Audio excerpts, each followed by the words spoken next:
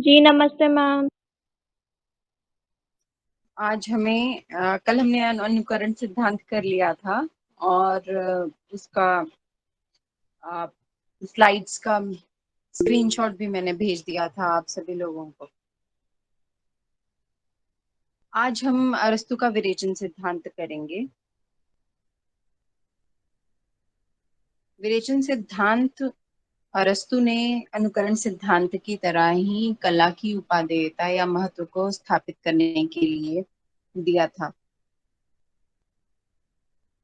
कल जब हमने बात की थी अरस्तु के अनुकरण सिद्धांत के बारे में और ये समझा था कि काव्य को समाज में एक सम्मानपूर्ण स्थान दिलाने के लिए अरस्तु ने अनुकरण से जो जो मूल्य रचना में बढ़ जाता है उसका जिक्र किया। और वो मूल्य थे जो भी प्रकृति में अपूर्णता है उसको संपूर्ण करती है रचना, कलाकार की रचना, कलाकार की कला या साहित्य। और उसके साथ साथ उसके मन को विशुद्ध या पवित्र या शुद्ध भी बनाती है, जो धर्म का भी कर्तव्य है। इसलिए धर्म के समकक्ष लाकर खड़ा कर दिया था उन्होंने साहित्य को। और इसके इस विशुद्धता या शुद्धता के कारण एक तरह के आनंद होती है पाठक को या श्रोता को रचना को पढ़ने के बाद।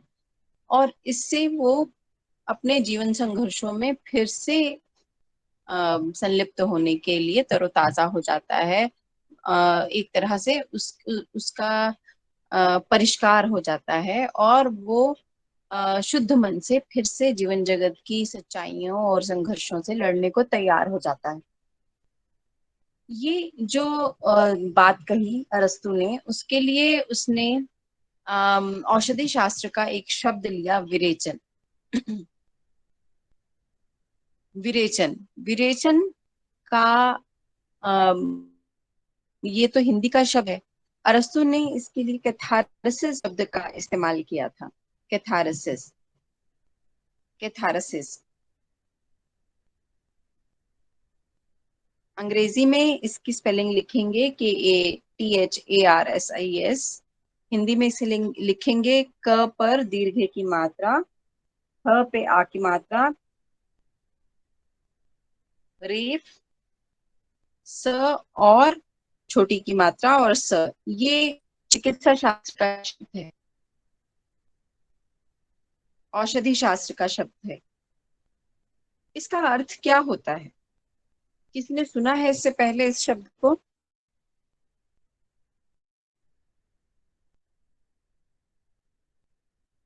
किसी ने इस शब्द को पहले कभी सुना है, कैथारसिस एक शब्द बार को? फिर से बोलें।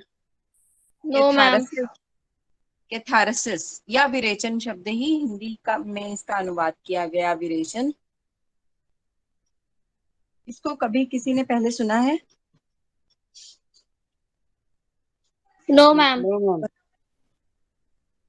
ये शब्द जो है ये आयुर्वेद का भी शब्द है। भारतीय चिकित्सा शास्त्र में भी विरेचन शब्द का इस्तेमाल हुआ है।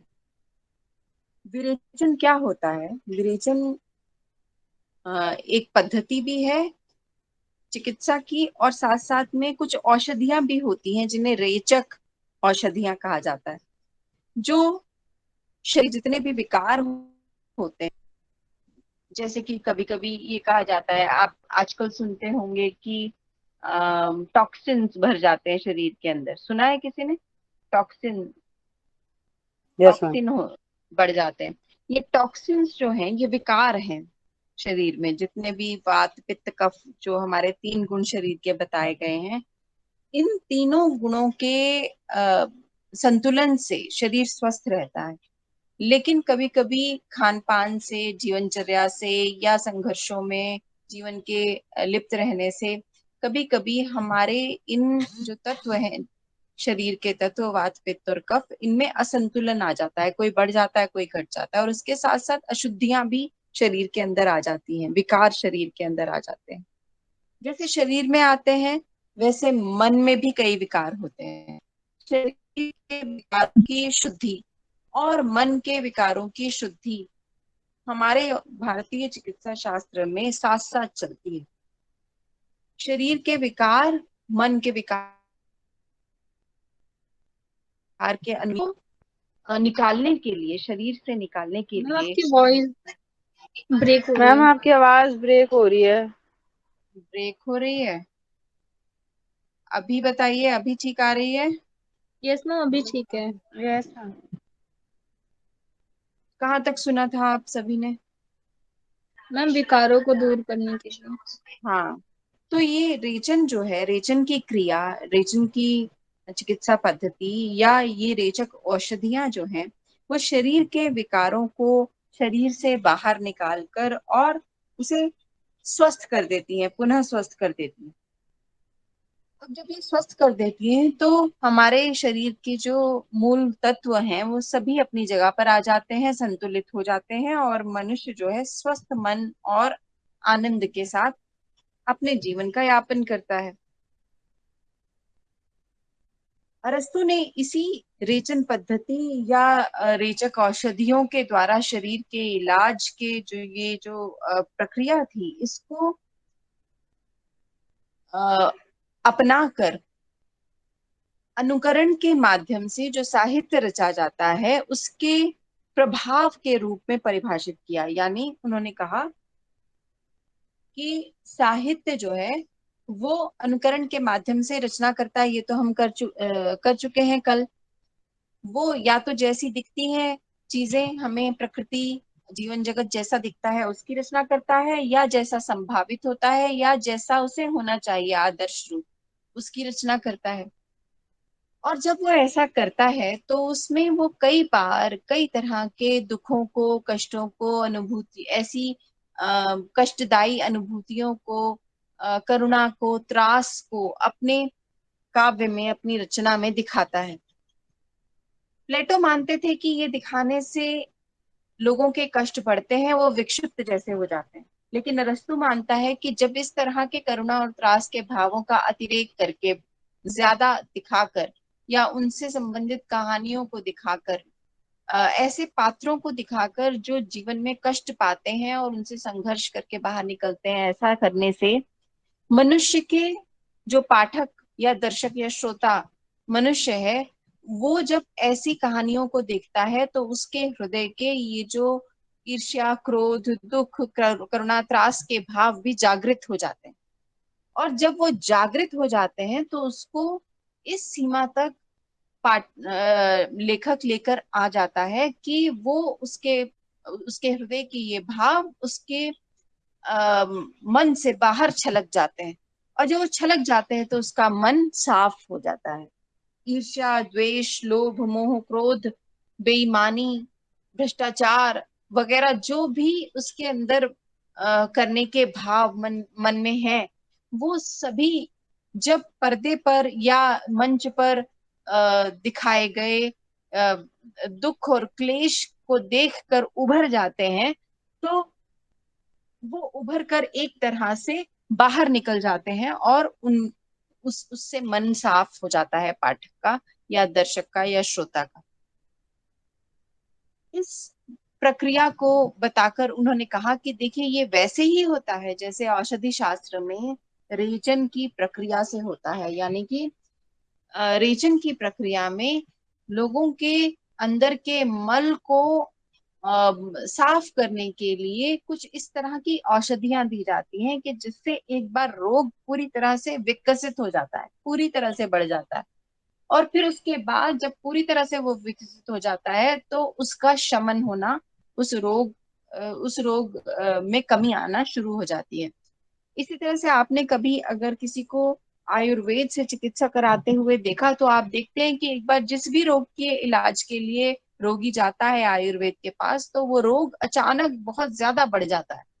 और बढ़कर जब वो अपनी पूर्ण पराकाष्ठा तक, चरम तक पहुंच जाता है, तब आयुर्वेदाचार्य जो है उसका इलाज करते हैं और फिर धीरे धीरे करके वो पूरी तरह से शरीर से निकल के समाप्त हो जाते हैं। ये प्रक्रिया बहुत धीमी होती है लेकिन ये शरीर को स्वस्थ कर देती है, क्योंकि शरीर में वो जो भी मल विकार जो भी था उस उसको अतिरेक में बढ़ाकर और फिर धीरे धीरे उसका हृदय से या उसका शरीर से निष्कासन कर देती है।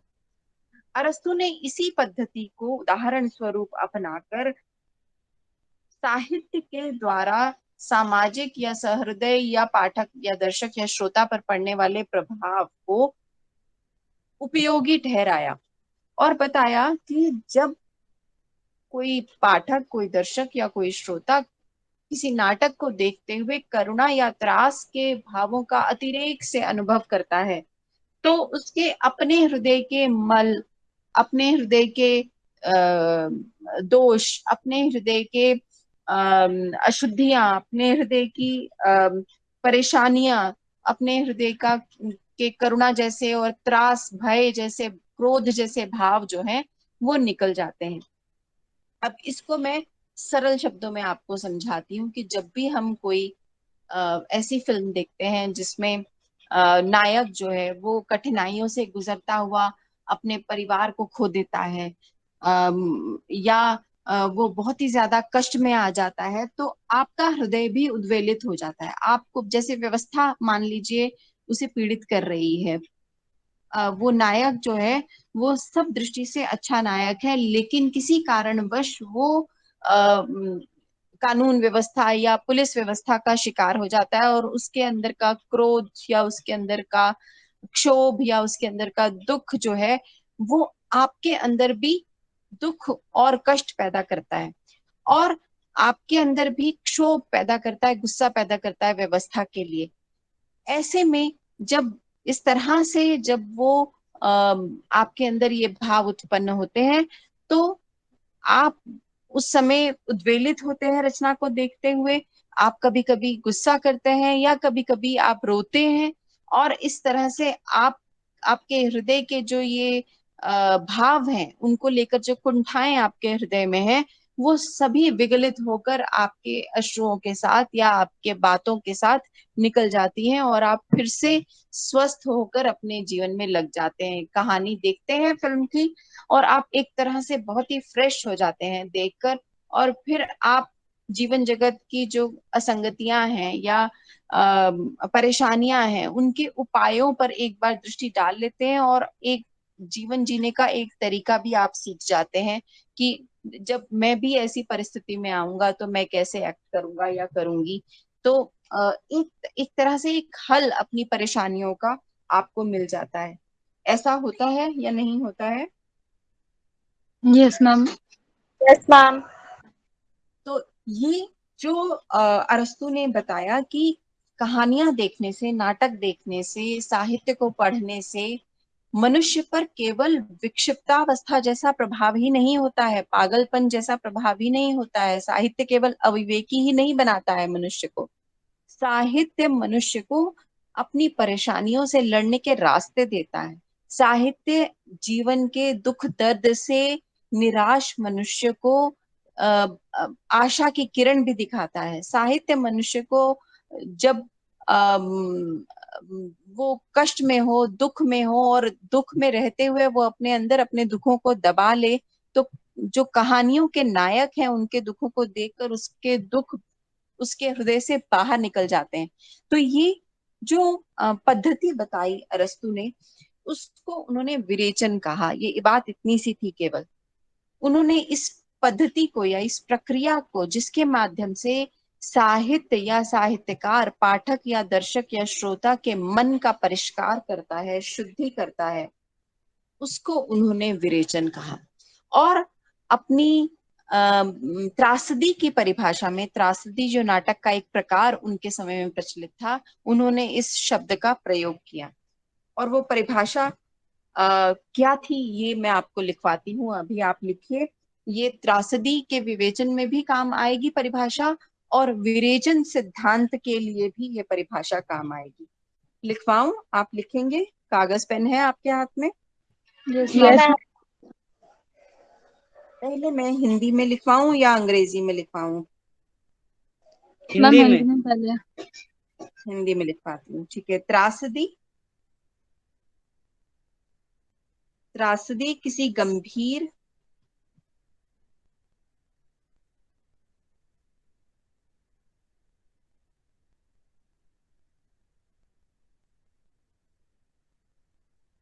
स्वतः पूर्ण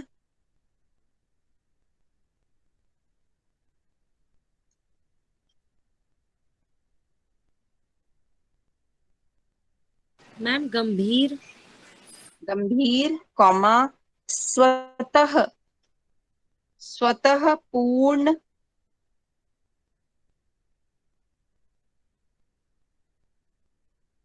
तथा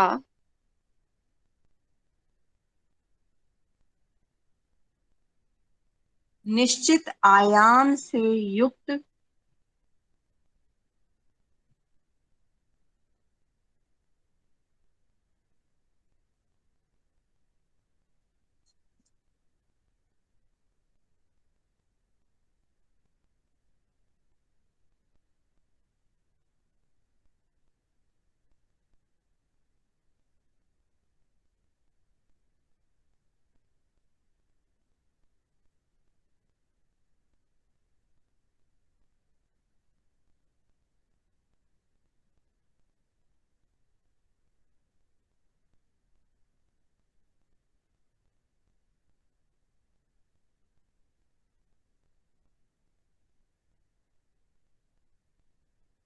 निश्चित आयाम से युक्त कार्य की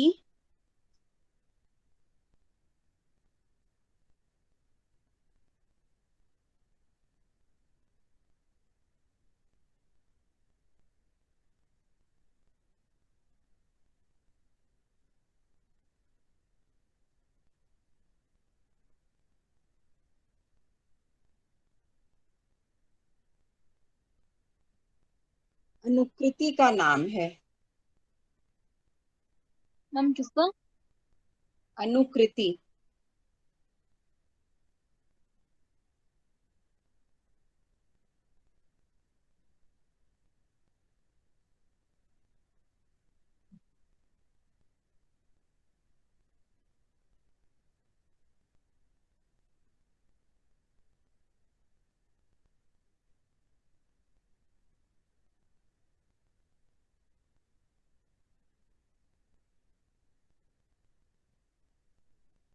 मैम आगे। एक मिनट में लिख दे रही हूँ ताकि किसी का गलत ना हो जाए। दिख रहा है आप सभी को मैसेज? Yes ma'am.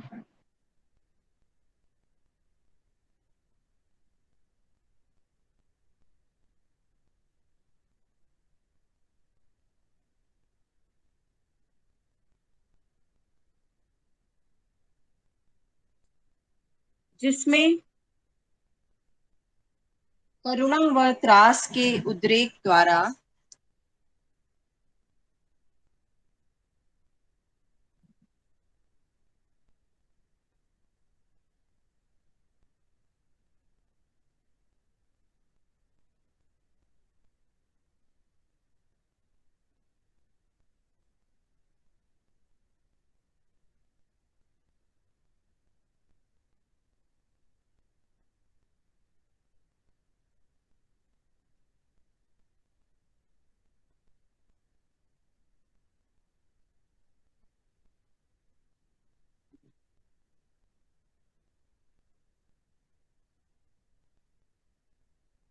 इन मनोविकारों का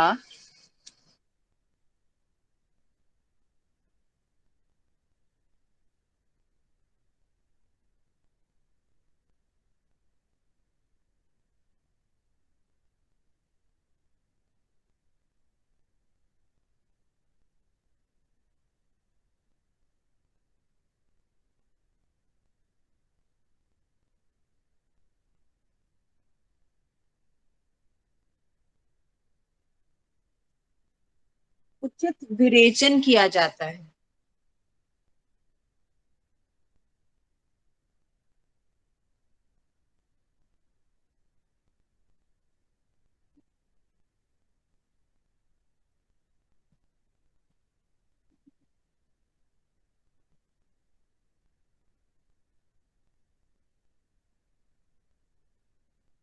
ठीक है, अब इसको फिर से पढ़ देती हूँ। त्रासदी किसी गंभीर स्वतःपूर्ण तथा निश्चित आयाम से युक्त कार्य की अनुकृति का नाम है।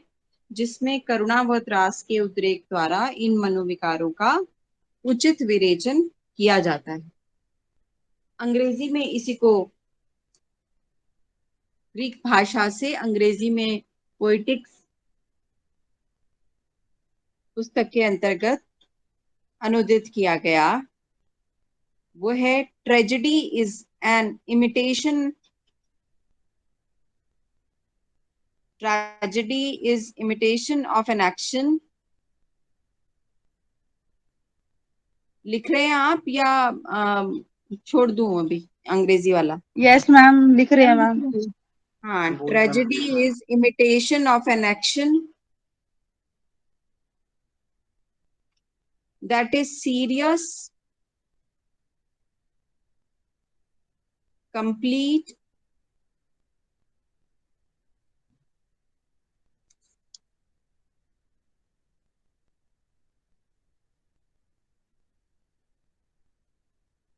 and of a certain magnitude.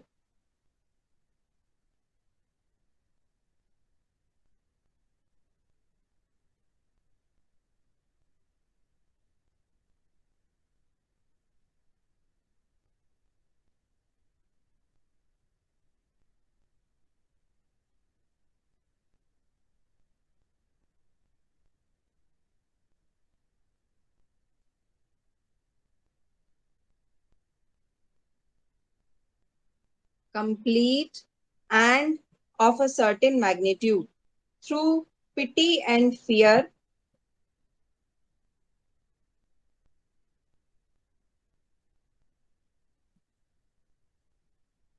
through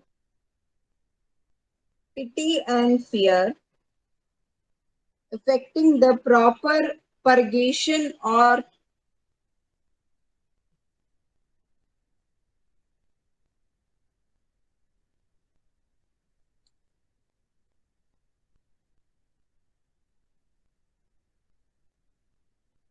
catharsis of these emotions.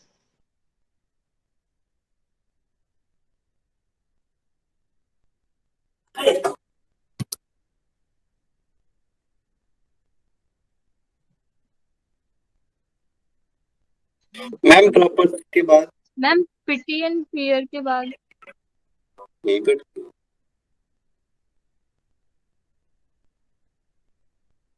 एक मिनट में लिख ही देती हूँ। Pity and fear affecting the proper purgation or catharsis of these emotions.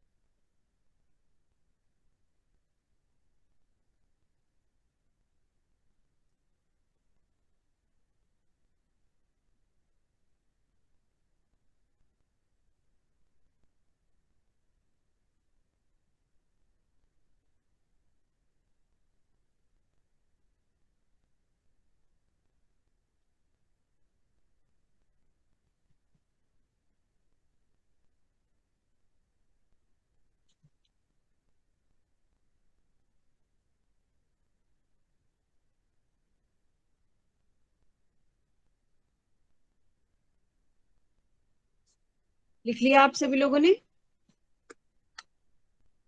Yes ma'am. Yes ma'am. अब ये विरेचन सिद्धांत जो था, ये कई जगह इस्तेमाल होता था। साहित्य में भी इस्तेमाल होता था, दर्शन में भी इस्तेमाल होता था, मनोविज्ञान में भी इसका इस्तेमाल होने लगा। अ, चिकित्सा शास्त्र में तो इसका इस्तेमाल होता ही था, ये तो शब्द था ही चिकित्सा शास्त्र का।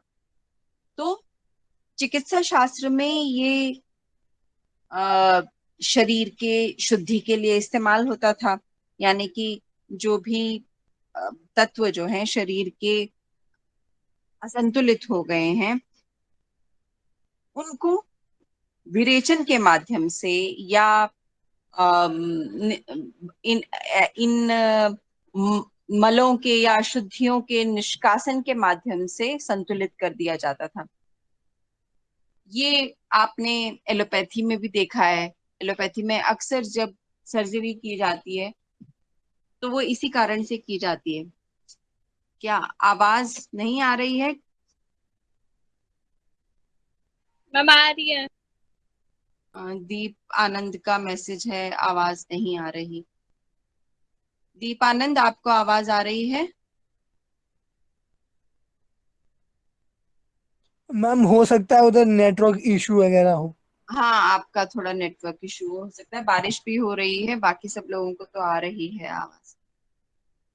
तो ये चिकित्सा शास्त्र में मैंने आपको जैसे बताया कि सर्जरी के जो की जाती है वो इसीलिए की जाती है कि कोई एक तत्व या कोई एक रोग शरीर में ऐसा प्रविष्ट हो गया है जिसको अगर काट कर निकाल दिया जाए तो शरीर पुनः स्वस्थ हो जाता है। अक्सर आपने देखा है कि घाव जब किसी को बढ़ जाता है ऐसा कि बहुत तकलीफ देने लगता है और वो अपने आप ठीक नहीं होता है, तो डॉक्टर्स उसको चीरा लगा के उस घाव को साफ कर देते हैं और फिर उसके बाद अ, मरहम पट्टी कर देते हैं और व्यक्ति स्वस्थ हो जाता है, उसकी पीड़ा एकदम समाप्त हो जाती है। आपने खुद भी ऐसा अनुभव किया होगा, किया है अनुभव? कभी किसी को फुंसी या कुछ ऐसा घाव हो जाता है शरीर में, वो ठीक नहीं हो रहा है तो डॉक्टर उसको दबा कर या उसको चीरा लगा के उसको साफ कर देते हैं, मल निष्कासित हो जाता है और आप अचानक दर्द से मुक्ति पा जाते हैं। ऐसा हुआ है कभी किसी के साथ? Yes ma'am. Yes ma'am. ये प्रक्रिया जो है नाटक या साहित्य या त्रासदी के माध्यम से जो प्रभाव पड़ता है मनुष्य के मन पर, दर्शक के मन पर या श्रोता के मन पर, उसको अरस्तू ने कहा कि ये ठीक वैसा ही प्रभाव है। इसी तरह से मनोवैज्ञानिक क्या करते हैं? मनोवैज्ञानिक यदि कोई व्यक्ति कुंठा में या कोई व्यक्ति डिप्रेशन में उनके पास जाता है इलाज के लिए या उनसे मदद मांगने, तो वो बार बार उनसे पूछते हैं कि आप अपने जीवन के बारे में बताइए, आपके साथ क्या क्या घटनाएं घटी जो आपको बार बार याद आती हैं। व्यक्ति शुरू में नहीं बताता है, अपने हृदय में दबा कर रखे हुए सालों के अनुभवों को वो बताना नहीं चाहता है, लेकिन मनोचिकित्सा शास्त्री का ये काम है और वो बार बार पूछते हैं और अलग अलग तरीके से पूछते हैं ताकि व्यक्ति अपने हृदय की परतों के अंदर छिपे हुए दुख को, कष्ट को बाहर कह दे। और जब वो कह देता है तो व्यक्ति को एक तरह से स्वास्थ्य की अनुभूति होती है, एक तरह से शुद्धि की अनुभूति होती है और एक तरह से उसका मन हल्का हो जाता है। इस वो रोता है, कलपता है, अपने हृदय की बातों को कहता है, लेकिन उसका हृदय जो है वो साफ हो जाता है ऐसे कष्टों और ऐसे दुखों को कहकर।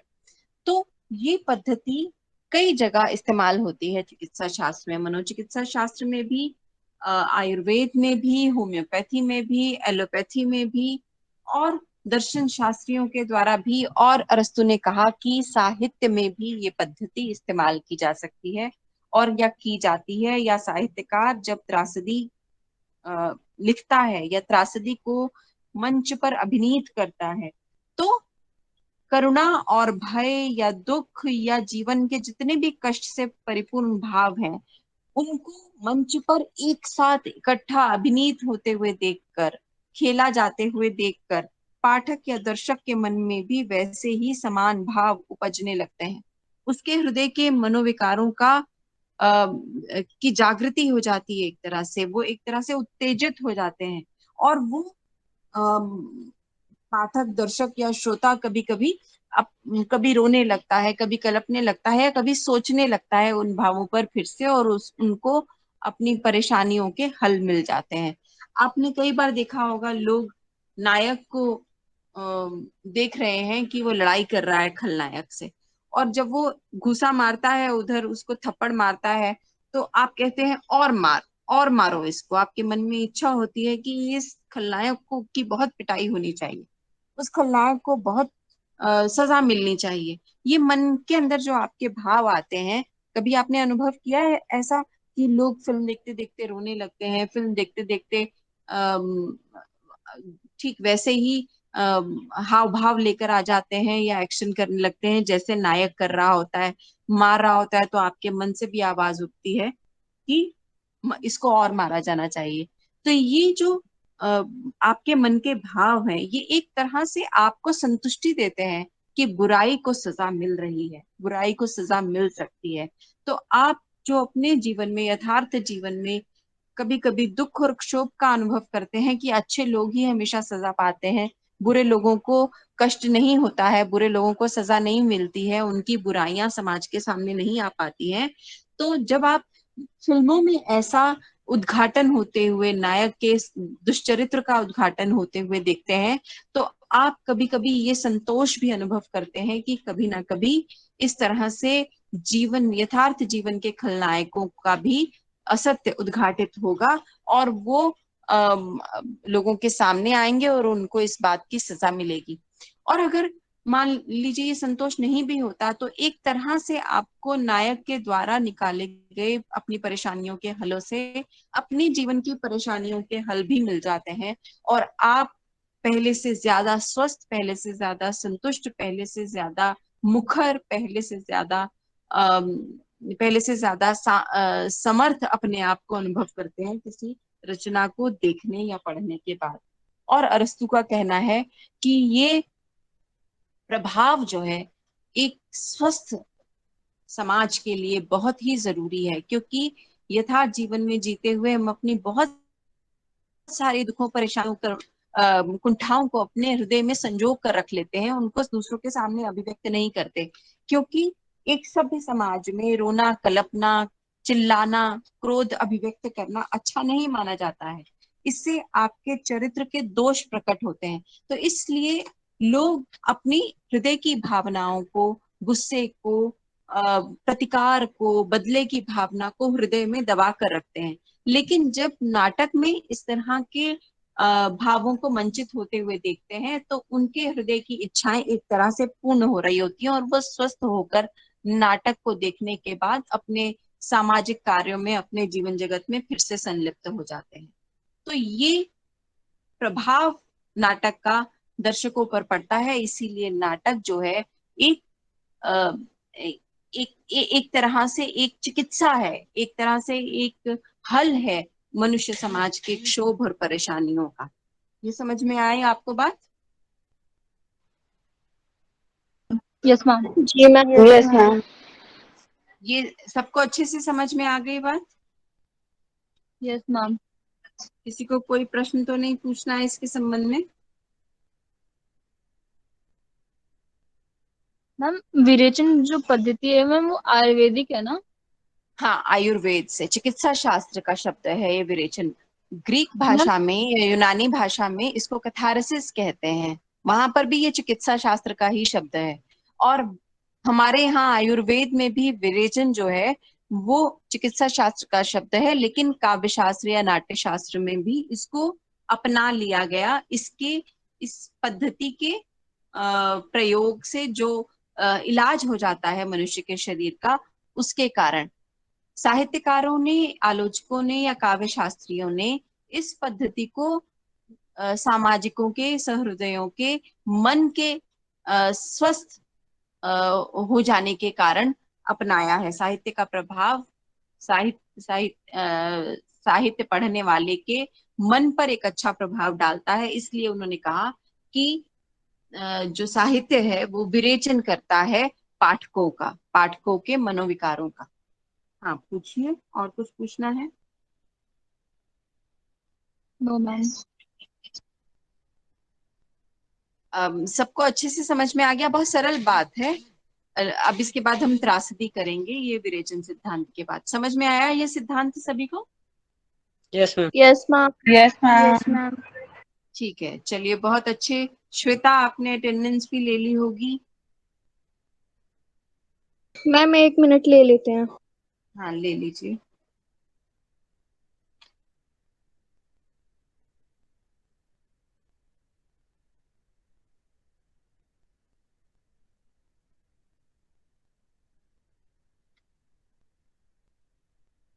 मैम मैं आपको अटेंडेंस वीकली वीकली सेंड कर दूं तो कोई दिक्कत तो नहीं है आपको?